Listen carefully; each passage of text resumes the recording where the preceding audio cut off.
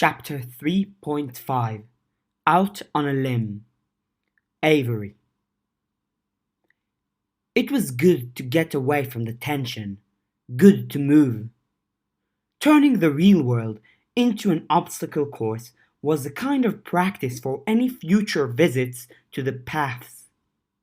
Movement and confidence of movement was so important, and learning how to navigate strange places was something she could use, in the same way she'd pulled on instinct drawn from running on the painted grass of a soccer field or minding her enemies while she skated. Plus, fun.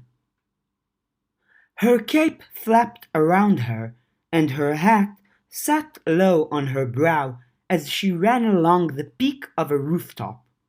A van was trundling down the street, too slow to really intersect with her path, so she slid down the roof at an angle, controlling her descent, threw herself away from it as she reached the gutter, and skipped forward with the rope.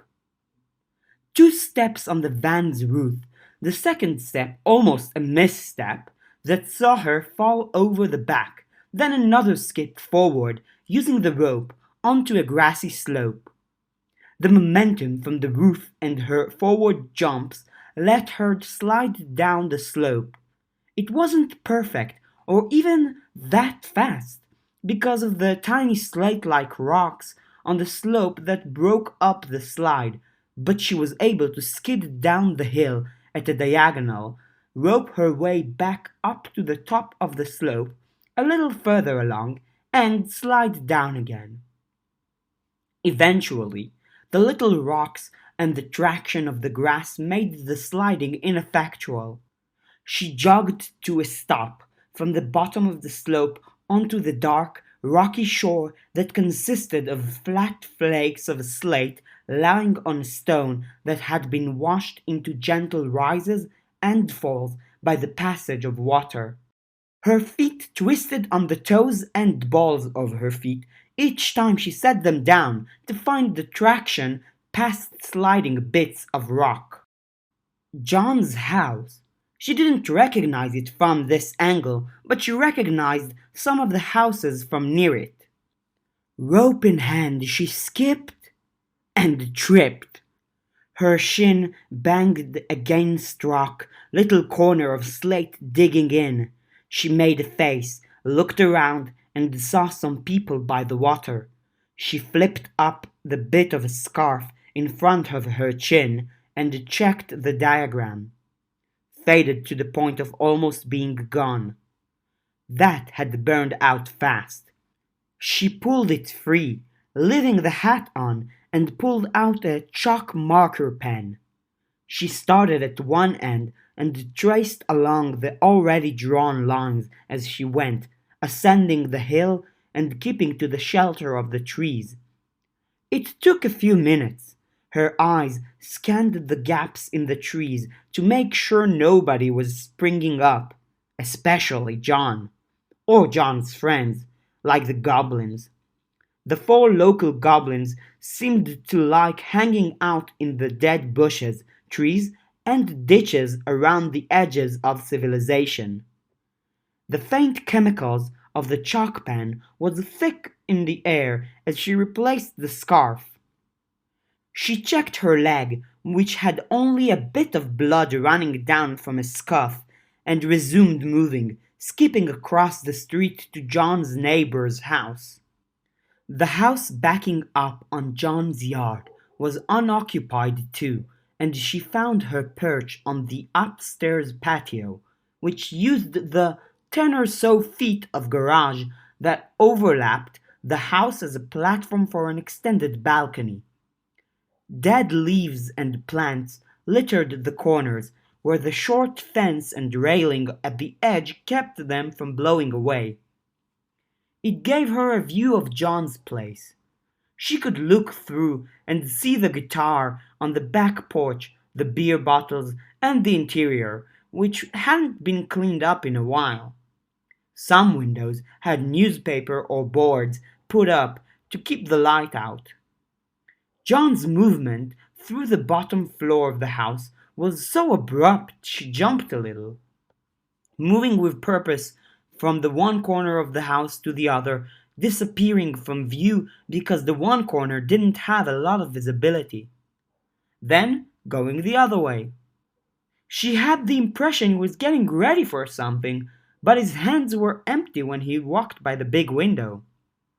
It wasn't until the fourth crossing that it dawned on her that he was pacing. He has two modes: hurry up and wait, and shooting. They'd been told that early on.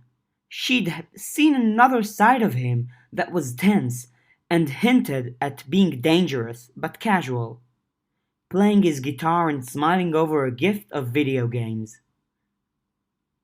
Hurry up and wait hadn't felt this ominous before, like there was a latent energy or frustration behind the hurrying and waiting both. "What's going on, John?" she murmured. "What did you do? What part did you play in all of this?" This was the observation the others had wanted. John had heard or been told about the 9 years ago thing, and now he was acting different. Could that be explained away as the threat of outside practitioners? He was one of the others who protected the perimeter of Kennet, kept the monsters out. This agitation could stem from that, right? She watched him pace. He stopped, mid-pace, by the largest window. The smell of chalk and the marker's chemicals filled her nostrils. She pulled the cape away so she could check it, and she saw the chalk coming away in curls of smoke. Crap. She bolted, jumping from the ledge, using the rope to carry herself away. The nearest good landing point was the fence where 3 yards met, and she landed there, the diagram smoking. She looked over her shoulder before her next skip ahead and saw John at the window, looking at her with that 1,000-yard stare she'd seen a few times. Avery carried on, heading to the street, using the rope to gauge that the way was clear and skipping over to the trees. She hunkered down, put the rope away, and checked her scarf. That had burned through fast. Was she weaker? Maybe she'd lied and hadn't realized it. She still had to head back to the others. She set to work fixing up the cape, sitting on a fallen tree in the middle of the glade and moving the cape across her lap so she had a flat-ish surface to work with for each portion. "Is there anything I need to worry about?" His voice was deep. She grabbed the rope from her pocket and lurched to her feet, flicking it as she slipped past the tree, her other hand holding the cape. 10 feet away, her back to a tree, she peeked. John Stiles stood at the edge of the glade, holding a rifle. It was off to the side, butt end on the ground, barrel pointing up and away. "That's a tough question to answer," she told him. "We have no plans to do anything to you that's really worth worrying about. Unless you have something to hide." "Don't we all?" he asked. Then, after a few moments' consideration, he added, "I didn't think I needed to hide that much." "I was just checking in. I didn't want to bother you, so I used the connection blocker. It burned out fast there." "I wouldn't be very effective at what I do if it was that easy to blind me to you." "I'm not a confrontational person," Avery said. "I'm not angry. I'm not after you. We were just wondering how you were doing." But you ran. You hid yourself. Your first instinct was to flinch, dash away, and hide, he said. She couldn't really see much of him past branches and tree trunks, but his voice was clear. I'm a little easily spooked right now. Last weekend was a lot, Avery ventured. John was silent. She had to check he was still there. The silence felt judgmental. Her heart pounded. You're a bit scary right now. More intense than I've seen, except for our first meeting at your place. I don't mean to be scary. You're kinda standing there with a big gun. I always had a gun, Avery. See, that's a scary thing to say. I'm going to walk the perimeter and look out for trouble, he said. Is it okay out there? She asked, trying to sound a little more friendly. It's harder. We've recruited general spirits to plague those who get too close. They apparently haven't realized there's a perimeter yet, and once they do, they'll test it. It makes for very tough judgment calls in the moment. What warrants a bullet, for example? I hope nobody's getting shot, Avery said. We're clear for now. Good. That's good. I'm going.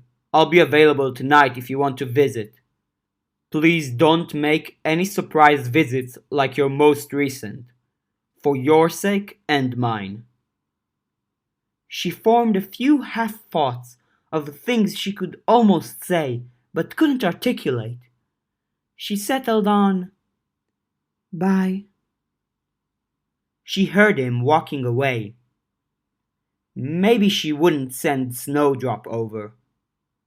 She peeked and saw John walking through the woods at a quick march, ducking under a branch and using the length of the rifle to push another aside. He was strong enough to maintain a good foot pace despite the barriers the branches provided, and no wood or twigs broke. He left no trail. She used her sight to watch him. Fog rolled out, handprints and paw prints traced some of the trees, and ribbons trailed from branches. She saw the thread connecting between him and...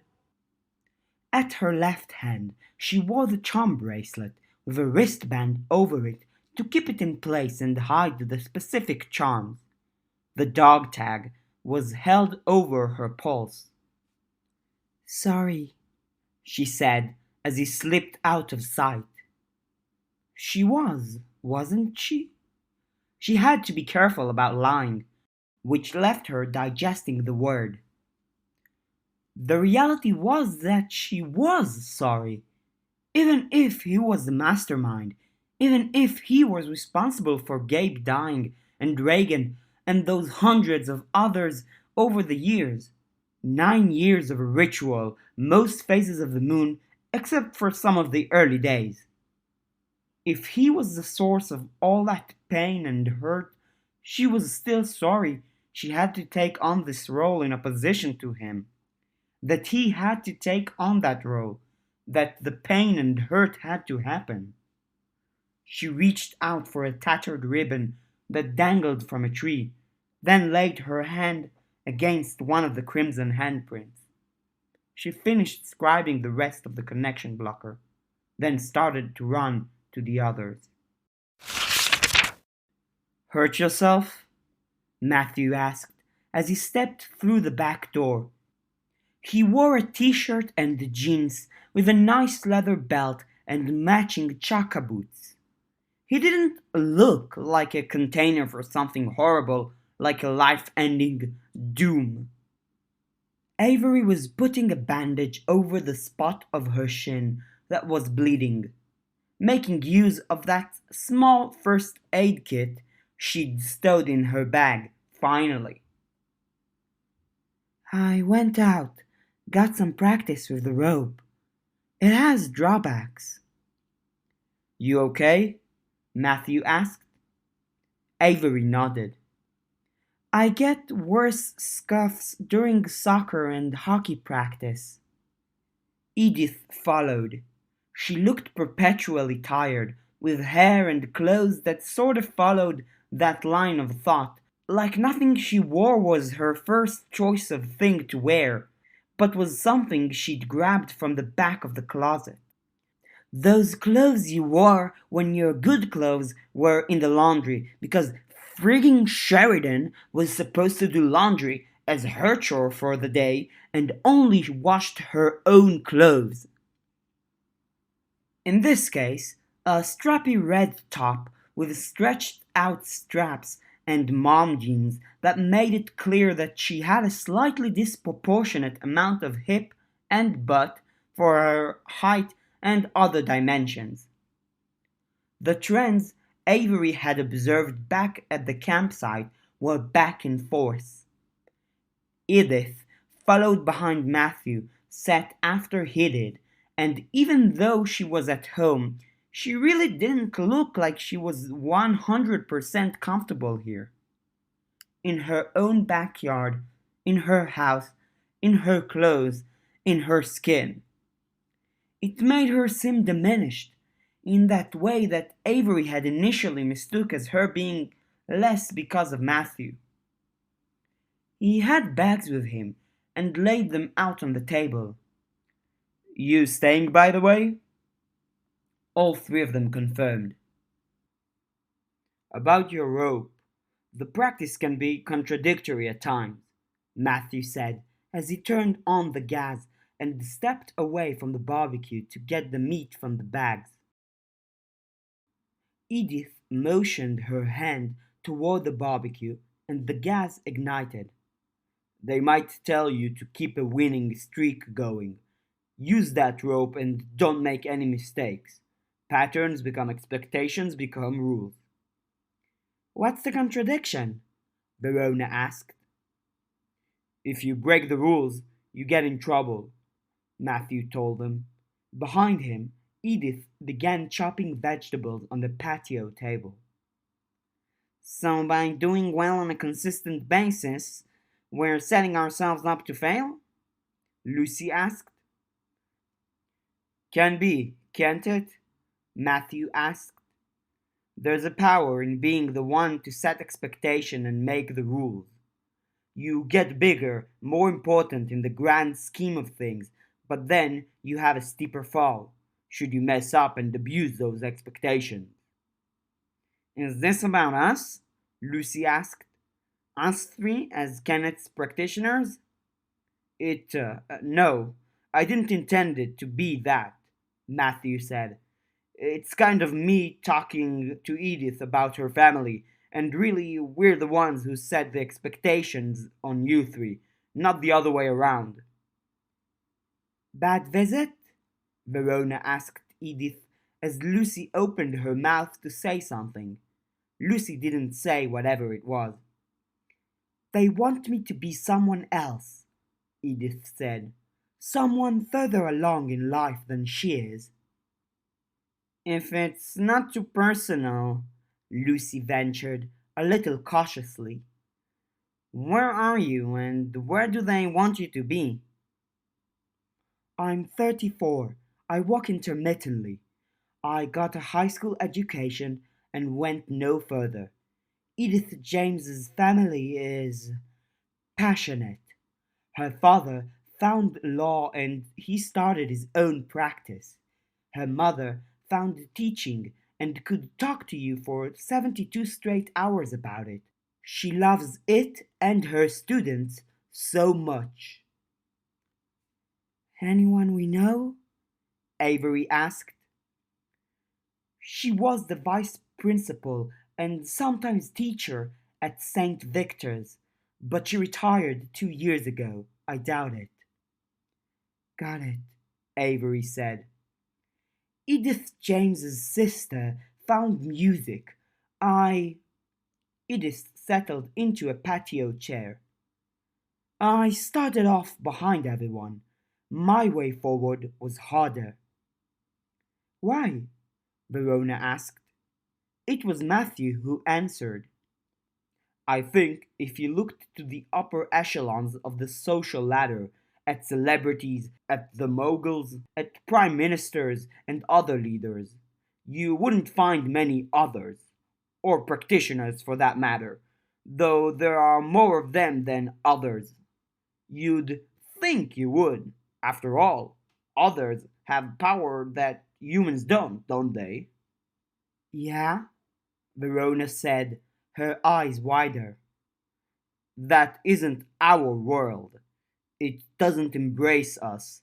It's not quite karma, but it's not a clear way forward either, he said.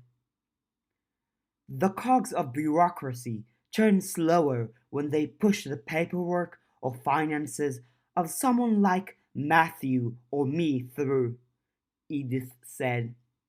People won't even realize they're doing it, but they'll leave us behind or miss our names. The higher we climb, the less room there is for something or someone with an oddity shaped configuration like Matthew or myself. Or us? Avery asked.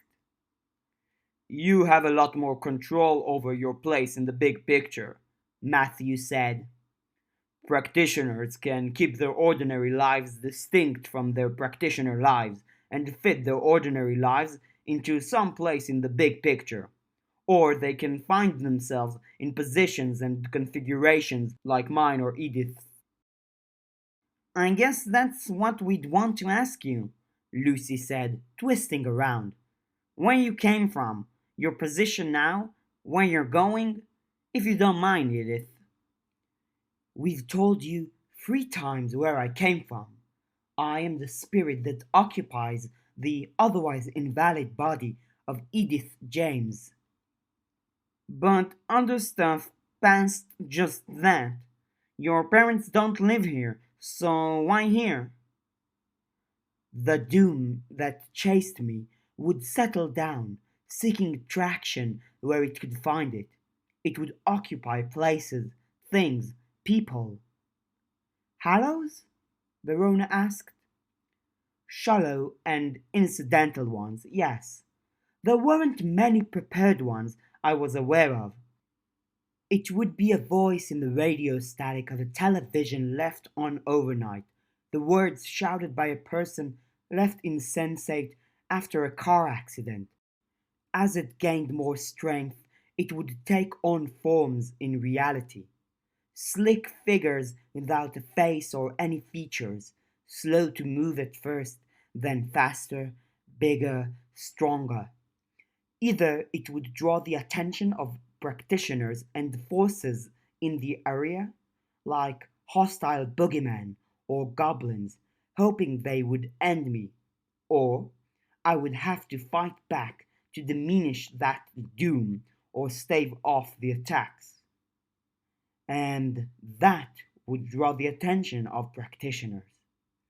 Then I would leave, going to the next small town, the next place out in the middle of nowhere that was willing to give food and shelter to a girl with $20 in her pocket. The doom would come back stronger each time, incarnations and the things stemming from them, like omens and the doom. They lean heavily into the inevitable, or the illusion of the inevitable, Matthew said. It's in their makeup. And here was safe? Avery asked.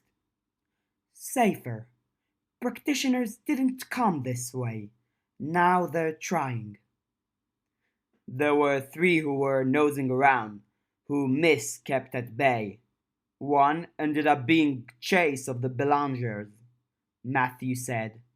She turned him away, but Nicolette took interest, possibly wanted to snatch the prize out from under Chase's nose and send her collector in to take eyeballs and give her the ability to send in seeing eyes.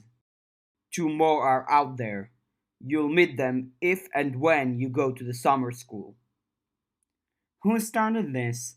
The whole thing? Lucy asked.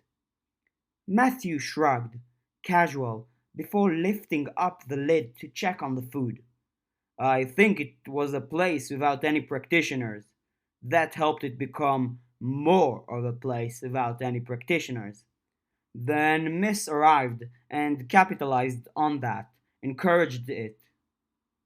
Setting up a metaphorical garden in a nice spot with good soil? Lucy asked.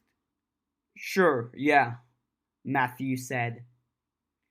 And now the danger is you've got a good streak going, and if we fall, it's a long way down? Lucy asked. Matthew shrugged. I really hope not, because we're already not falling, but you could say we're slipping. We're on an apparent ledge. So, where are we now? Avery asked, trying to do what Miss was doing. There are 5 of us on the task that took one of her to do, and we're not doing it as well. Is there another way? Verona asked. Another tactic that does suit you? There is, Matthew said.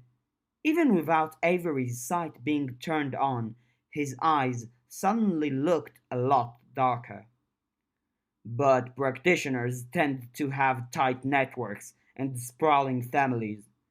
Ending one with doom, fire, bullet, or goblin can bring 2 more to our doorstep. One to investigate the disappearance, and one to continue their work.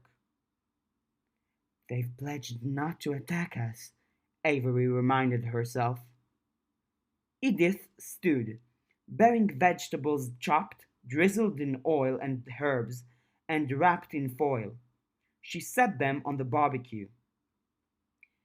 We have the ferry, don't we? Avery asked. Can't they help?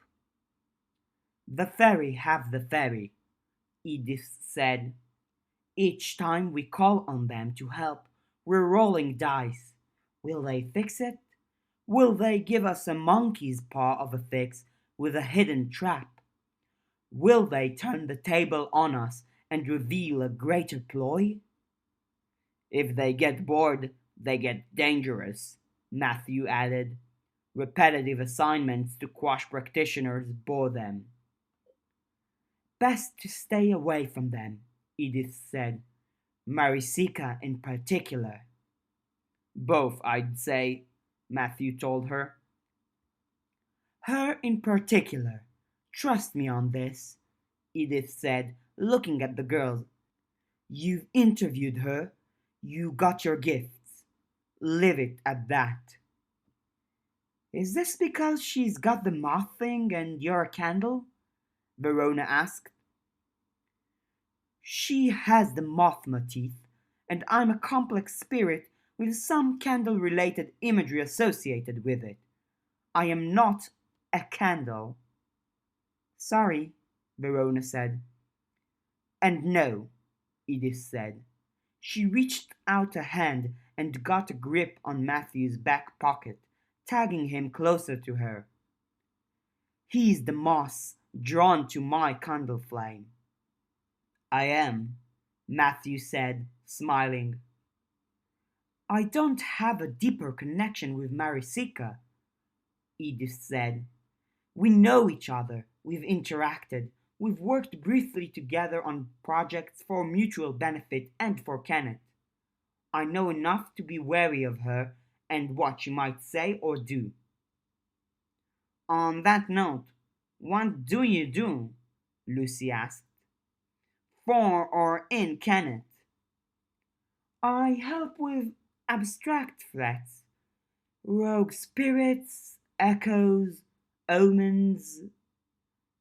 Can you give us examples? Lucy asked. Of? Of some of these jobs. A boy drowned in a dip in the river. When the water level was high enough, the flow was pronounced. There was a drop in the water flow, and it formed a tube that trapped him inside, flipping end over end.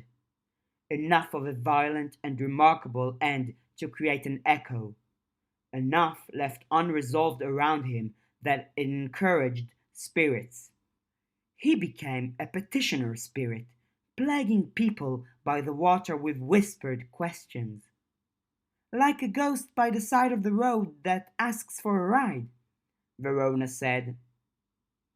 Verona sounded so casual in the midst of this, like she didn't care about where they stood. Avery was unsure if she was a good actor or so focused in on the practice that she'd lost sight of the danger.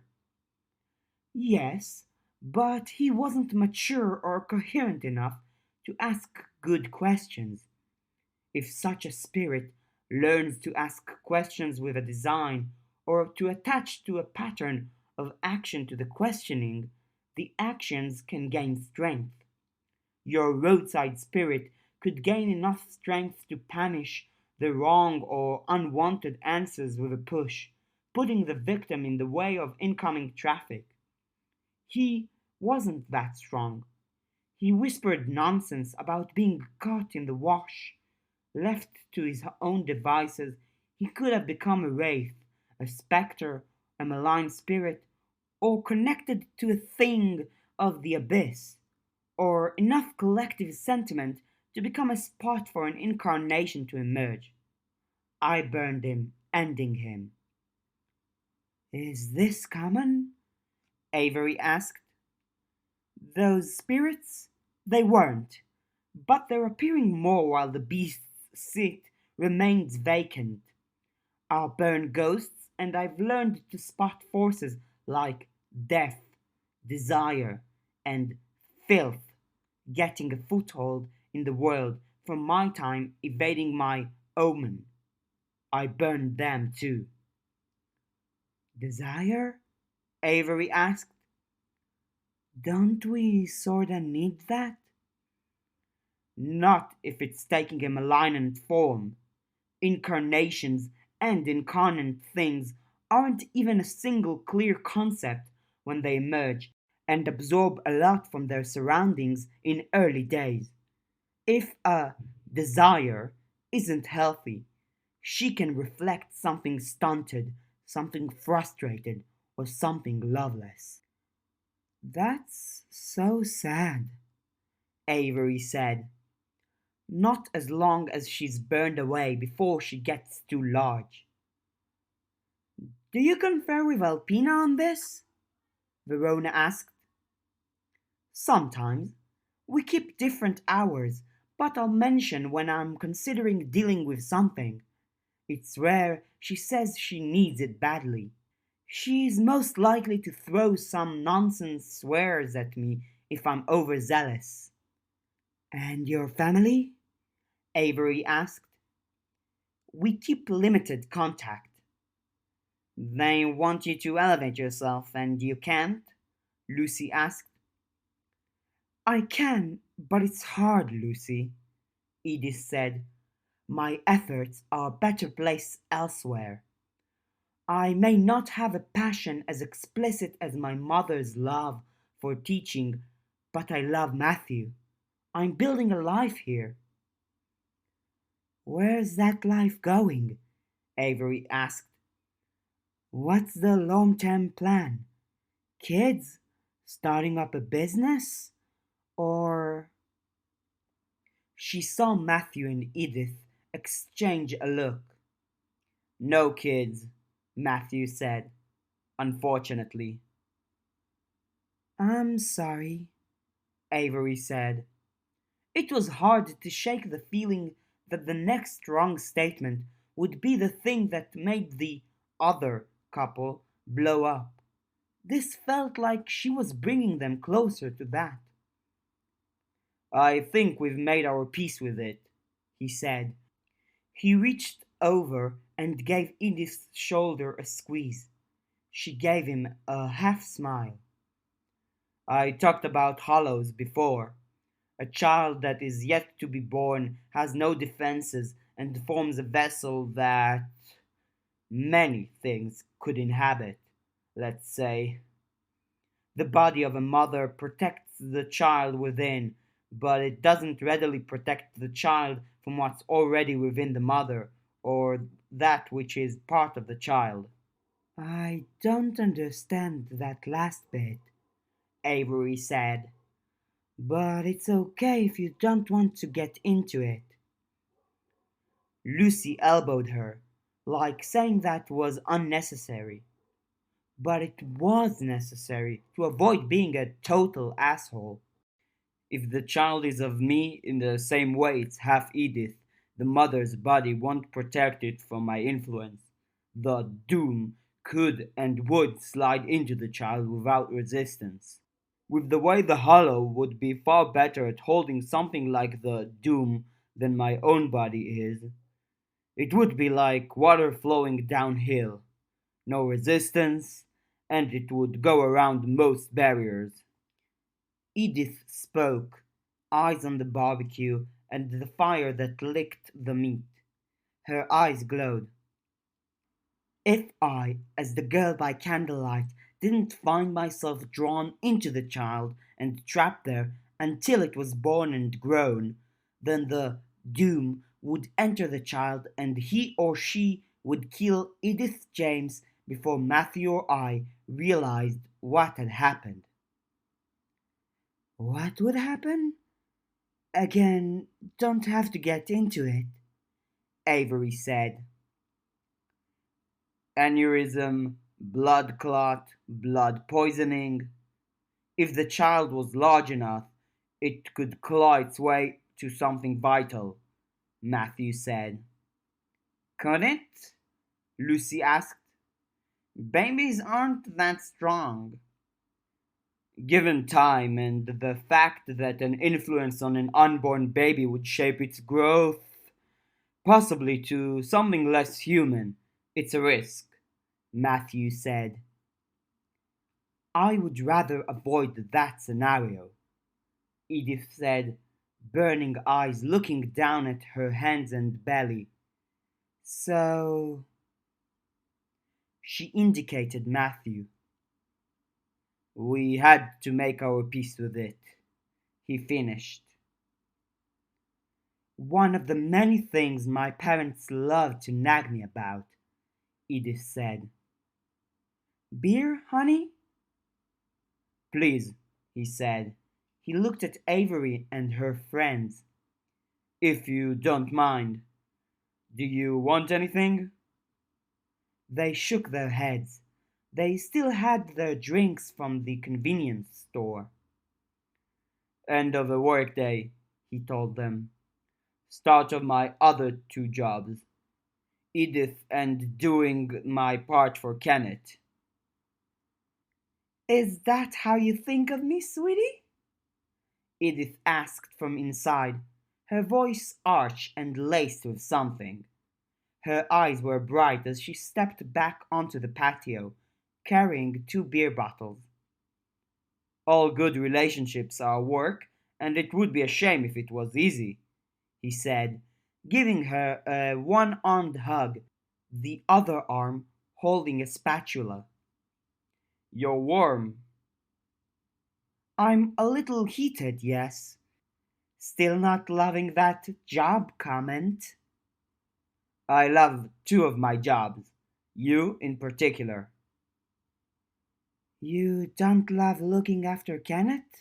Avery asked. Beside her, Lucy and Verona shifted position. She realized too late that she'd gone straight to the in charge thing, and they hadn't explicitly been told about that. Matthew didn't seem to notice. I don't love my part in this. I respect it. I know we need everyone on deck in their individual ways. I used to be on the other side of the fence.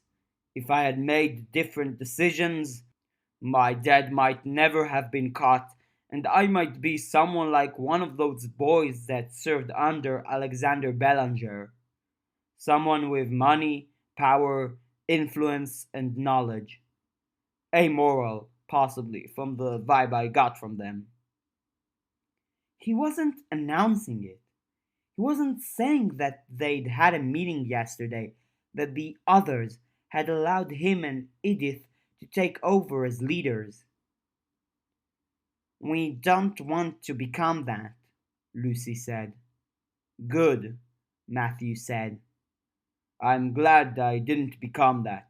Someone who would use the girl by candlelight and then dispose of her.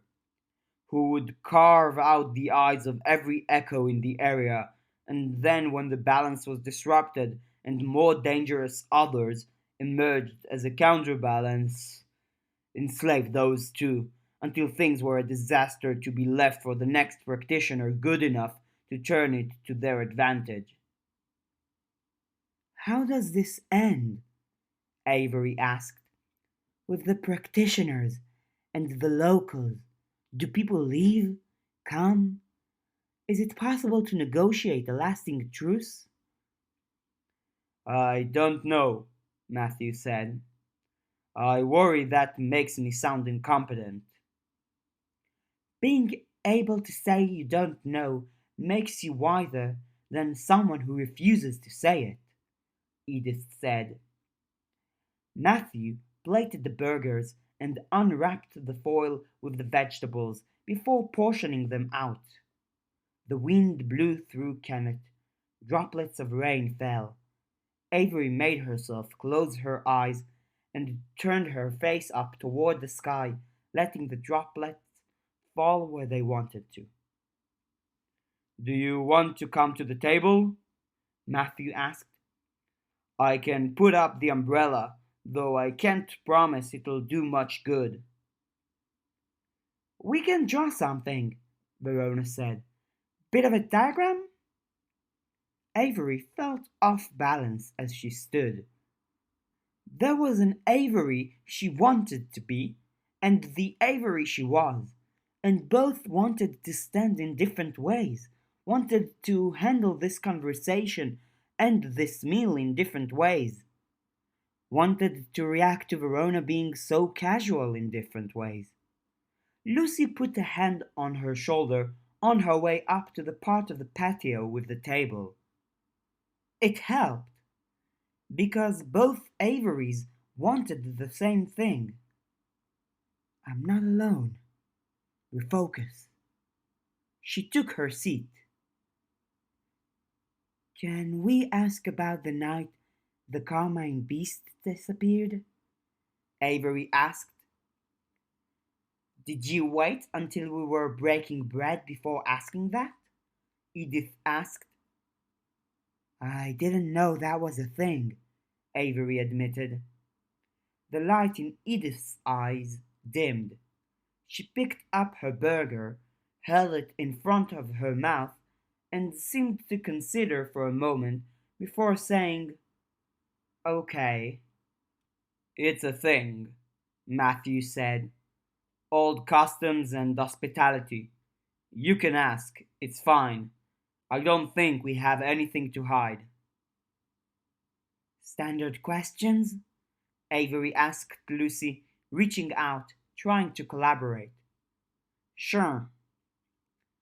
So, question to the both of you. Did you have any history with the Carmine Beast? Not especially, Edith said. But I made pilgrimages to the alabaster and to the sable, and the aurum came to me at different points. That's a lot. Why? Lucy asked. I think because I'm naturally fragile and unstable. This body stabilizes me, but I needed some answers that others couldn't provide. The alabaster for questions on innocence and bringing a child into the world. The sable to talk about death and Matthew and my exits from the world. The aurum came to audit. Audit what? Verona asked.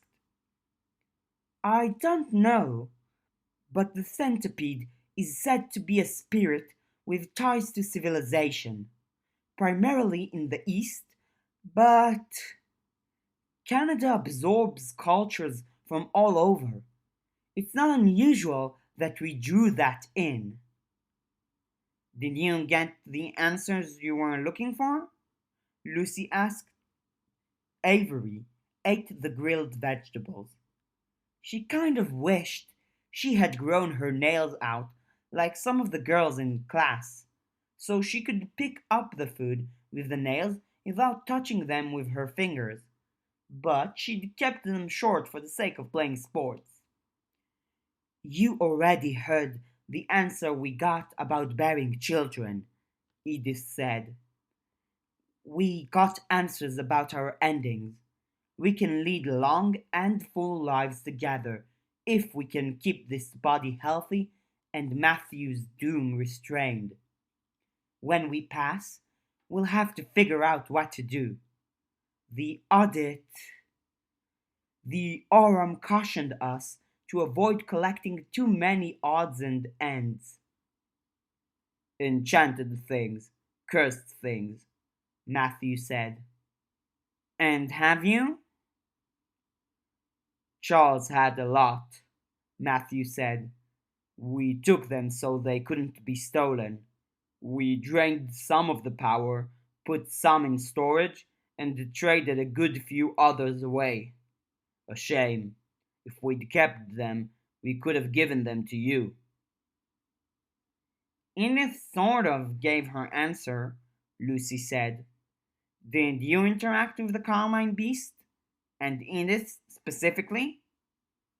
You're so much better at the practitioner speak than I was at your age, or than I was at 18, Matthew said. I did not. I was there for the meeting with the alabaster doe and the sable prince.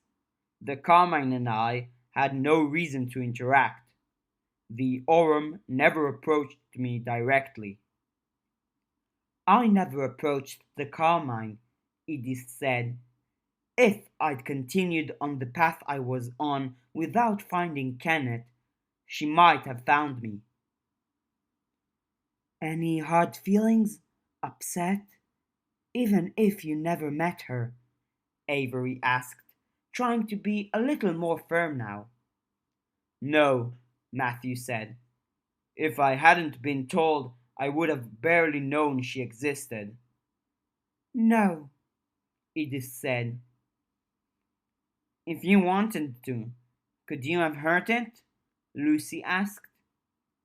I don't think so, Matthew said. Not in a way that would take it out like that. Disappeared or dead. Maybe with the right tools, the right practices, but I'd run the risk of the doom inside me slipping free of its confines.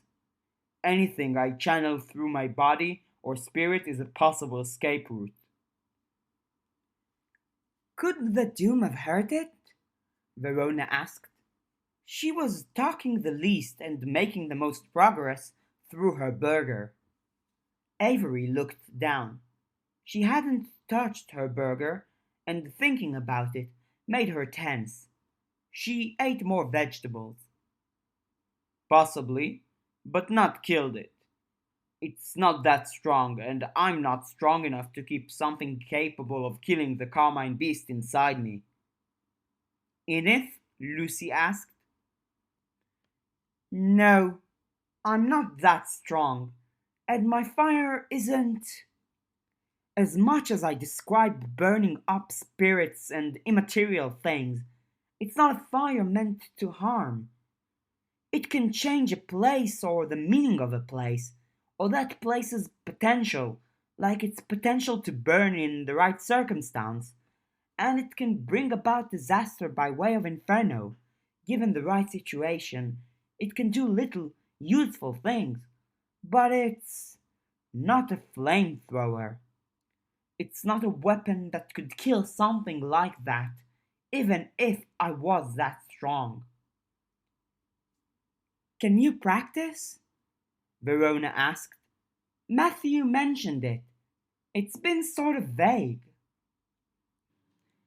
I can't awaken because awakening presumes some measure of innocence, and I am far from that. I'm other. The full omnibus of spirits don't answer me. New practices would rebuke me or fail to respond. Gods don't draw particular power from my worship so much as they would create things like me in exchange for the worship of people. At best, I can use practice like behavior to do things I can already do better. Burning, fire, light, smoke, and things related to that. There's no indication the Carmine beast was burned, right? Lucy asked. No, Matthew said. Avery finished her vegetables. She grabbed her burger and didn't pick it up off the plate. Everything okay? Matthew asked. I had a similar reaction at breakfast. I thought it was a one-time thing. I don't mean to be rude, really. I would have mentioned it if I thought it would be a problem. What's wrong? He asked. Just complicated feelings after the Forest Ribbon Trail. Do you want more veg? He asked. Slide that over to me. I'll have a second burger. More veg would be great, she said, feeling weirdly grateful he wasn't making a big thing of it. Verona gave her a squeeze on the arm and a bit of a smile. Matthew already told us where he was the night of. The goblin verified. Edith? I was at home, Edith said, before taking a bite. She turned. Can you grab me another beer while you're up? I can, Matthew said. Verona and Lucy glanced at each other, at Avery. They weren't getting full answers about everything, maybe even a lot of things, about the leadership, about the night of, about the Kenneth others' plans for them. But asking, in this context, when the couple was being kind, was that their intent? How were they supposed to challenge that or ask something? I don't want to be a wuss. The whole night? Avery made herself ask. Matthew paused, midway through portioning out the grilled vegetables. He turned. Edith chewed. The wind blew across the table from Edith to them, and the air was hot and smoky. And it wasn't from the barbecue at the other corner of the patio. Where droplets passed the umbrella and fell on Edith's bare shoulder, they dried up in a similar way to how they did on the barbecue's surface. Avery could feel her heartbeat in her throat. No, Edith said. Not the whole night. I went to the arena with Matthew when I heard from Gashwat. Where were you before that? Avery asked. Can you walk us through your night? Are you accusing me of something? Edith asked. The air was hotter.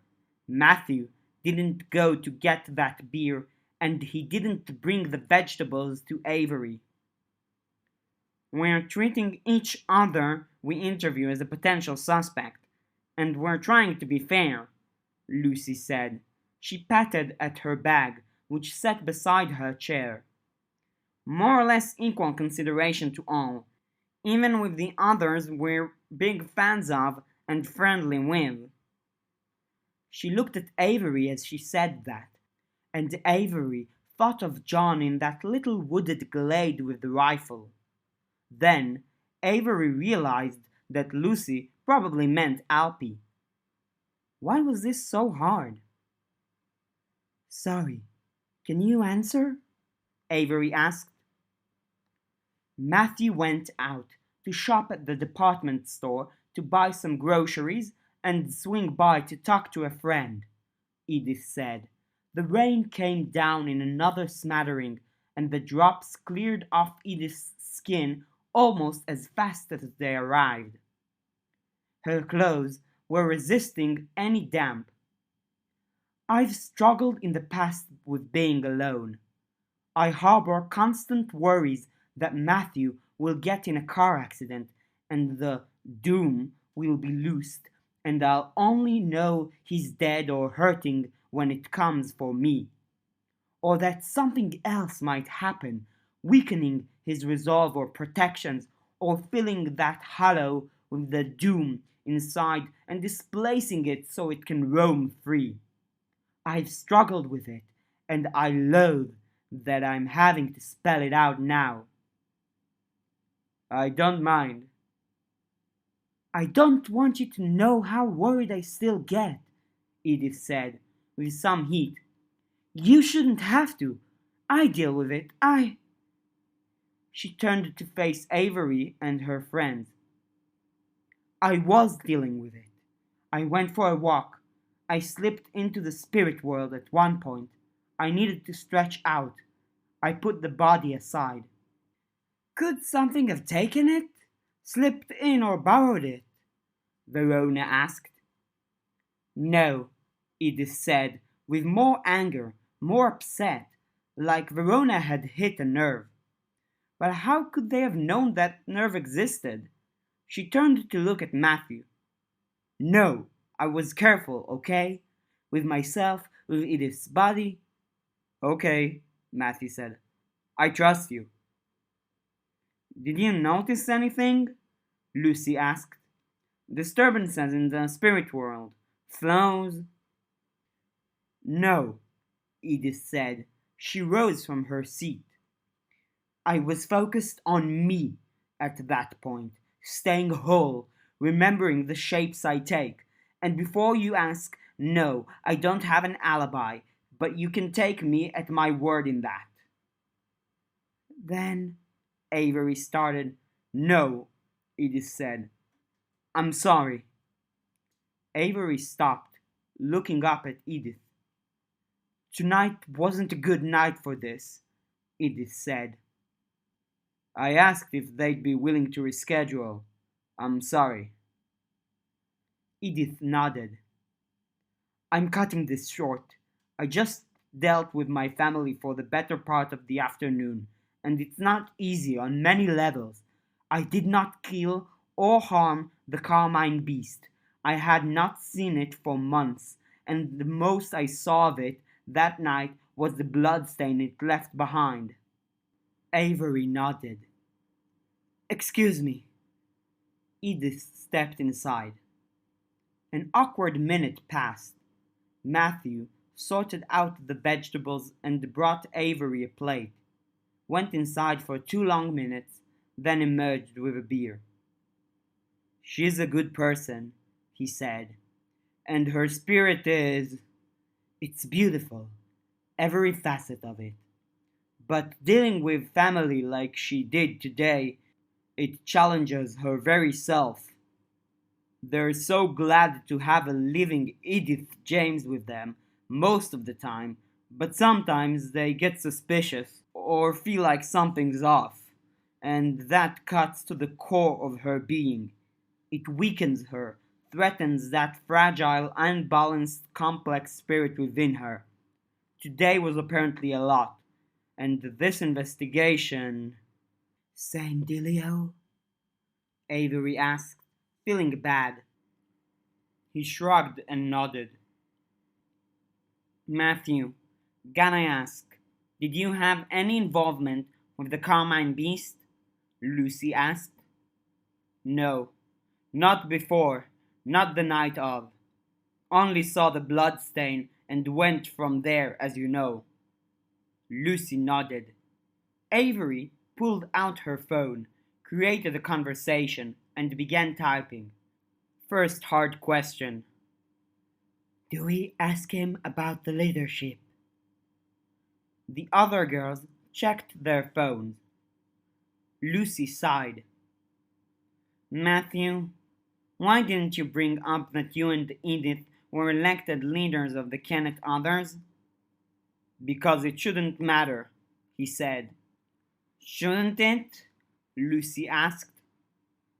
It's between the Kennett Others, It's not your responsibility, and it shouldn't affect how you handle this. Shouldn't we know what's going on? Should you? I know you've been told that knowledge is dangerous in practitioner hands. How is that knowledge dangerous?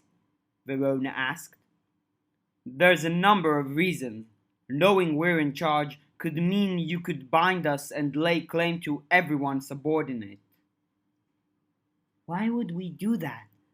Avery asked, and this time it was her turn to sound upset. What indication have we given that we might? Not today, not tomorrow, but in the future, in the summer, in the fall, 5 years from now, when Alexander might get involved. You have to understand, a lot of the local others are. They may be around when your great grandchildren, if you have any, are graduating from school. The mistakes we make today are mistakes they have to live with later. I don't like not being given the benefit of a doubt, Lucy said. And I don't like not giving it to you, Matthew said, with more intensity and more darkness in his eyes. But I have to be responsible. What happened with Avery and the Forest Ribbon Trail, the investigations, those weren't things that happened over the last 10 years. And if this all goes south, then it's going to be a regular sort of thing. Shitty people taking one another over and using us, you included, as pawns in their games. We took a giant leap toward that future this past weekend. Is it responsible to condone something like the Hungry Choir? Avery asked. Letting people get picked off every few days, stuck for who knows how long, as hungry children who maybe get to eat if they can grab a scrap of meat during the ritual nights? It's irresponsible to tamper with that sort of thing when we don't have a surefire way to handle it. Making a mistake only adds to the casualty count. What? Avery started.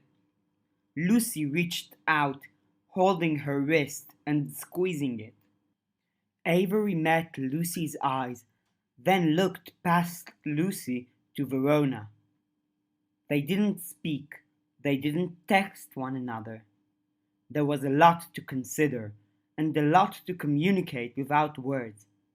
She was pretty sure they were all on the same page. Avery clenched her fist. Lucy let go. What if?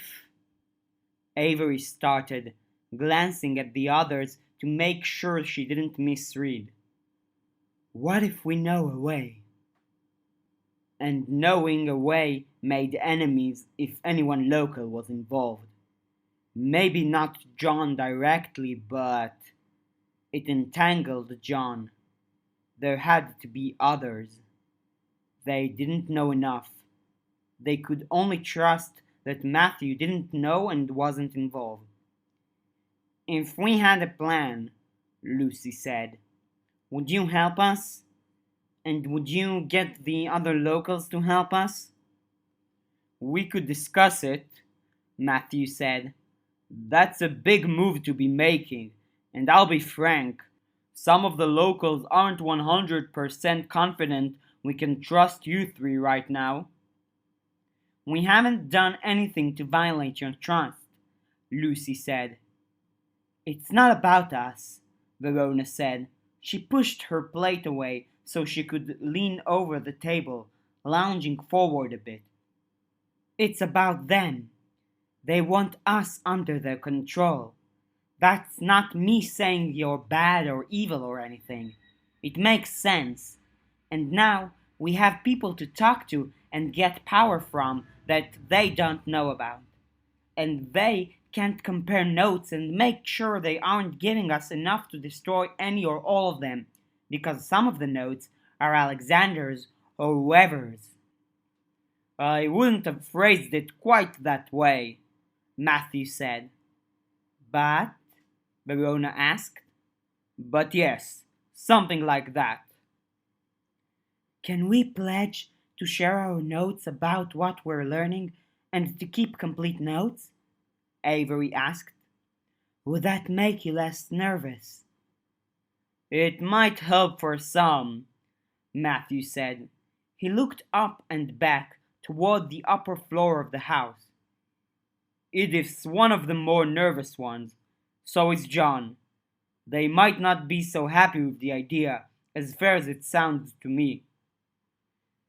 We need help with this, Lucy said. Power, backup, tools. And I know this is touchy, but maybe a means of binding. I'll have to have a long conversation with the others about that one, Matthew said. He stood from his seat.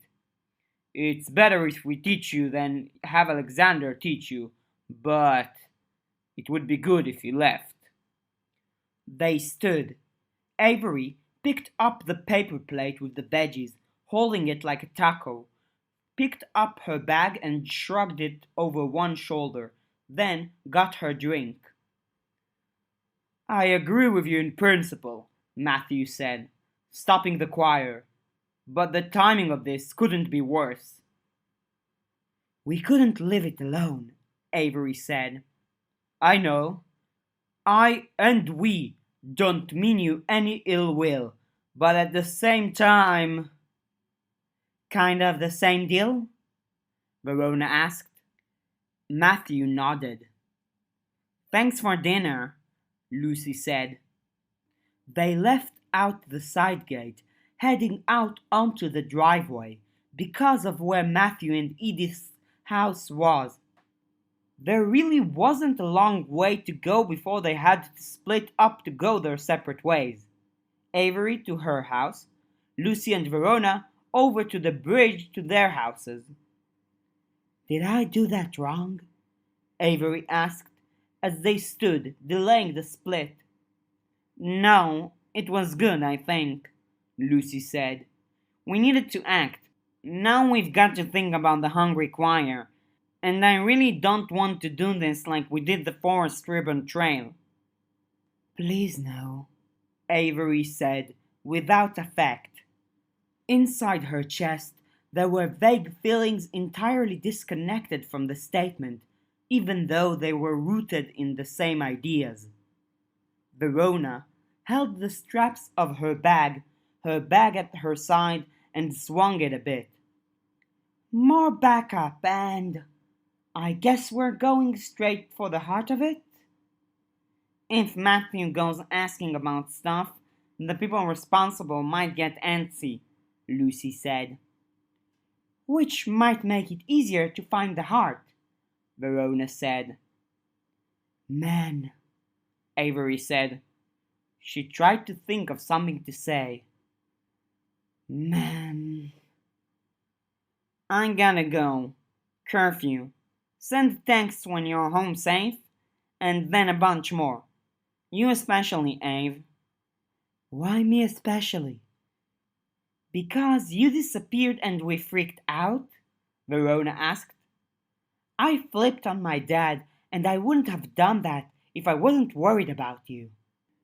Just like Edith worries about Matthew, we worry about you, you ditz, Lucy said. I'm not that big of a ditz. No, Lucy said. She gave Avery a light punch on the shoulder. You're getting better. Ha ha. They separated.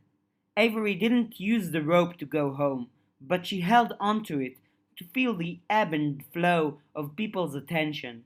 She used her sight to watch for movement and see connections, and she navigated the streets that way without hat or scarf.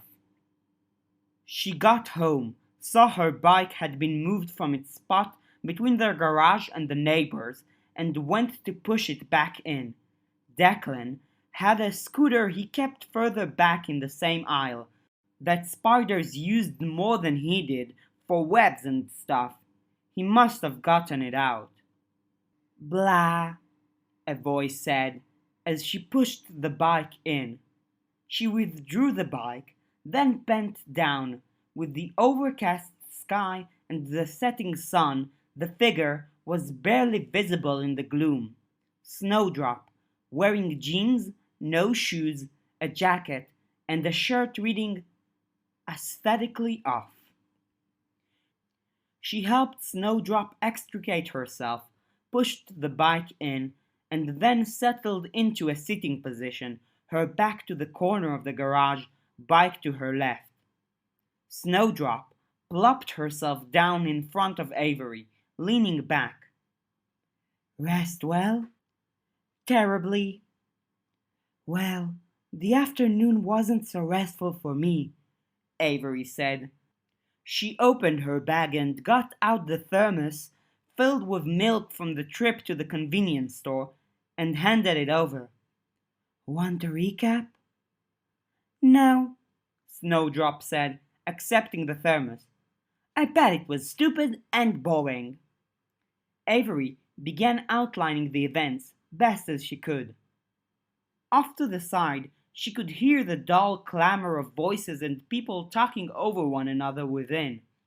As the streets were plunged into darker blues and blacks, the light of the house glowed orange, and Avery put off going inside for as long as she could, hugging her companion from behind, while the girl periodically took gulps of the milk and squirmed to look or say stuff. Her eyes scanned the darkness. It felt like they were closer to the answer, a working strategy, beating the hungry choir. Every time they'd gotten closer or more involved before now, the choir had responded, sent waifs their way, trying to catch her with the change in the website, grabbing Lucy. Was the complete absence of waifs now a sign that the choir was scared? Or was this all a terrible mistake? This had been a fan-made reading of the web serial Pale, Chapter 3.5 by me, TheItayBM. If you'd like to support the author, please go to patreon.com/wildbow. If you'd like to read the original material, please go to palewebserial.wordpress.com. If you'd like to help with this project, you can either contact me, TheItayBM, on Reddit, or NumberWangMan. I hope you've enjoyed.